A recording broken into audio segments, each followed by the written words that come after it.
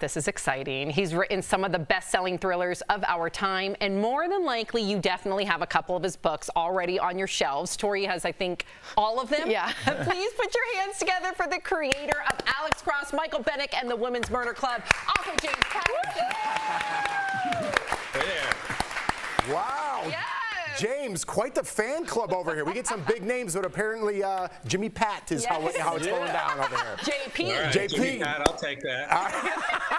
All right, so James, is it true that you once saw a fan steal one of your books? How did that go down? I think it was Tori. And did you give him a double leg, or her? Yeah, it was Tori. This was early. It was early on, and you know, if somebody picks up our book, we'll watch them, authors.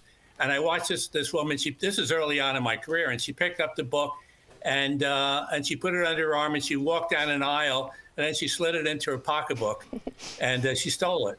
But my only thing was, does it count as a sale? You know? You just let her walk out? You didn't like give her a little tap on his shoulder? No, I thought I might be happy. I thought if it counted as a sale, it would be good. It was the bookstore's job to get her, you know. Oh, man. Yep. He's a good guy. He's a great guy. That would be the most meta moment ever is when James Patterson stops you outside the bookstore to For say, crime. put James Patterson's book back. Yeah, give That would that be with her book forever. back. That would be so weird. Hi, I'm Tori. Big fan, Alex Cross, my whole family. Anyway, in your autobiography, you wrote that growing up, you actually had zero interest in being a writer. So I need to know how you went from that to writing some of the best-selling thrillers of our time, and also being a really prolific writer. I mean, I need them, so I need them like an addiction. Yeah. Somebody said you're lucky if you find something in life you like to do, and I think there's some truth there. And then it's a miracle if somebody will pay you to do it. Yeah. And that's kind of what happened to me. I mean, my father grew up in a Newburgh poorhouse. His mother was a charwoman there. She cleaned the bathrooms and stuff. So my background is sort of, you know, kind of down to earth. And I still look at it as a blessing that everything that happens to me, writing books with Bill Clinton or Dolly Parton, this is a thrill. It's just exciting. Being on the show today, that's fun. Oh, it's an honor to talk to you. Now I have to know, in terms of writing partners, like, I know you can't say which one you prefer, but tell us the styles between Dolly Parton and Bill Clinton. I'm not telling you which one I prefer. I know who that is. That's Clinton. Yeah, so what's it like having him as a writing partner? Tell them apart.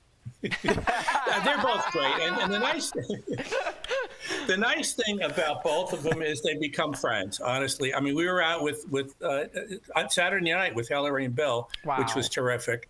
And Dolly, actually, for my birthday, she sent me, and she knew it was good because she framed it, but she sent me a poem that she'd written called New Old Friends. And in the poem, she said she'd written a song with Kenny Rogers in which they agreed there were no such thing as new old friends.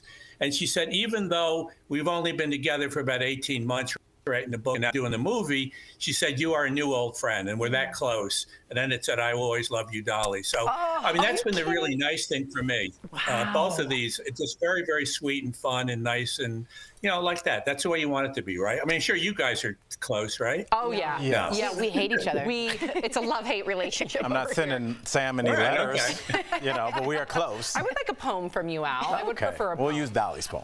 Okay, the fact that you've become so close with some of the people that you've co-written books with, if you could pick anyone, and I really want you to think about this, living or dead, who would you co-write a book with and why? Ooh. That's good.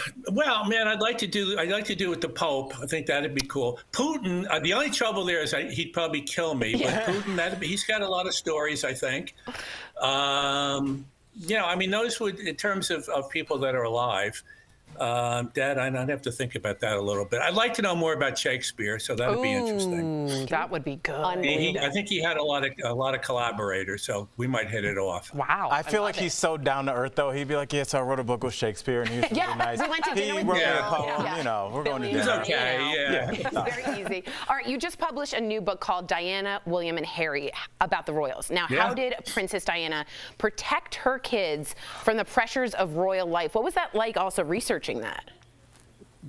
Well, fortunately, which I didn't know till about halfway through, in England, they have these archives where the British reporters, everything that they've ever written about Diana was there. Oh, wow. So that really, really was helpful. So there's a lot of stuff in the book that's never been out here in America.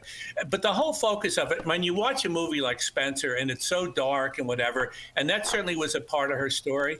But another big part of hers was just the way she felt about her kids. And she said she had never experienced true happiness until she held William in her arms. And you know, she had been a nursery school teacher when she was very young. And I think, you know, being a mom and having kids, you know, she wanted that and she needed it. And she was very kind of naughty humor. For Will's 13th birthday, he had these pictures of models on his wall. And she invited Claudia Schiffer and Christy Turlington and Naomi Campbell to his birthday party. And then she gave him a